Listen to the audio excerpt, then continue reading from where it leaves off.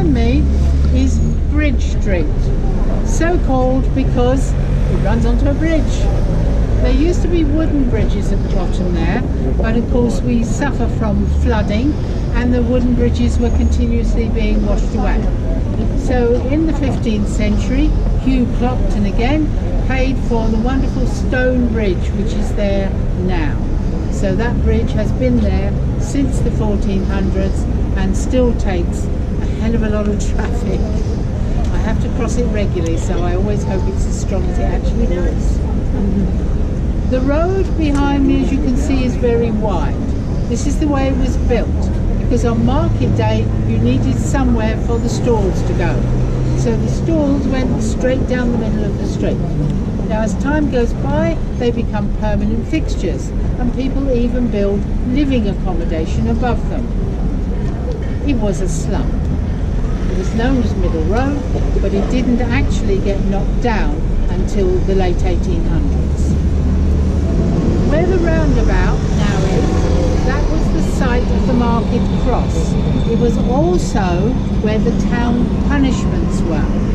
So the whipping posts and the town stocks were here. So after a hard morning shopping, you could come up here for a little light entertainment. On that corner there, Crabtree and Evelyn, that is another of our surviving medieval buildings. In William Shakespeare's time, that was a wine shop, and it was owned by a Thomas Quiney. Now Thomas Quiney was apparently rather better at drinking it than selling it, and he was the town womanizer. And he married Judith Shakespeare, William's youngest daughter. But whilst he's courting her, he's courting another young lady at the same time. On 1 month after he'd married Judith, the other young lady gave birth to his child. Now, mother and daughter both died. That was quite common then. But as you can imagine, it was a huge scandal. And William Shakespeare was furious. And that's why he alters his will 2 weeks before he dies. William is a very wealthy man, and he wants to make sure that this two-timing so-and-so doesn't get a penny. So he crosses him out of his will. Of course, that did also mean poor old Judith didn't get much either. We're standing outside of another of these market halls. Can you see again? You've got archways. This was the women's market. So on market day, if they had any butter or cheese that were left over from the family needs, they could sell it here. Now, you are all going to do a bit of work. We've got two buildings here, Costa Coffee and Whitestone. One of these buildings is a genuine Tudor building. The other is a modern copy. I'll give you a few minutes to have a look and see if you can guess which is which.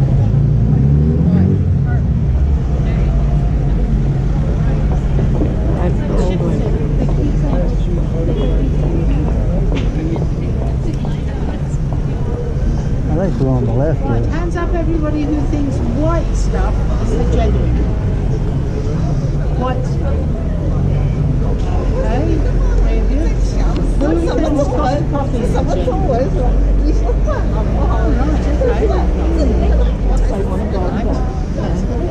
It's white stuff that's the genuine. Do you want to tell me why you thought it was the genuine one? Because it's not level. Ah, yes, very good, very good, well spotted. And it overlaps, doesn't it? You've got the overlap as well. Well, you could build it with an overlap, but what you can't create falsely is the fact that it's not level, that the cross beams are split and starting to twist. You look at Costa Coffee, look how perfect they are. Yeah. Costa Coffee is too perfect. Yeah. Both buildings are built of oak. Once oak is seasoned, dried out, it's rock hard. You've got to have power tools. Yeah, that was too decorative. Costa Coffee with a lovely straight beam. See that? It's cut with power tools from seasoned oak. So it can't be too bad. This one, white stuff, made from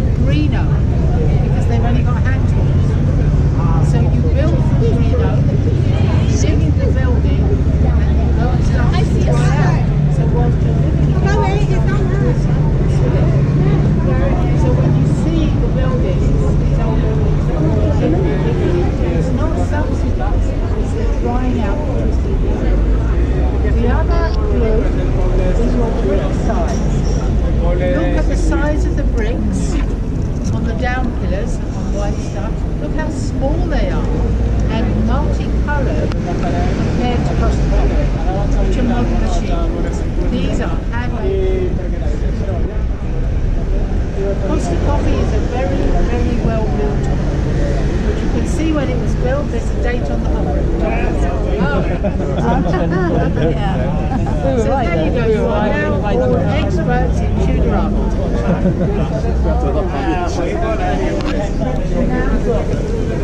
Did you say the stocks was down at the end or here? In the square.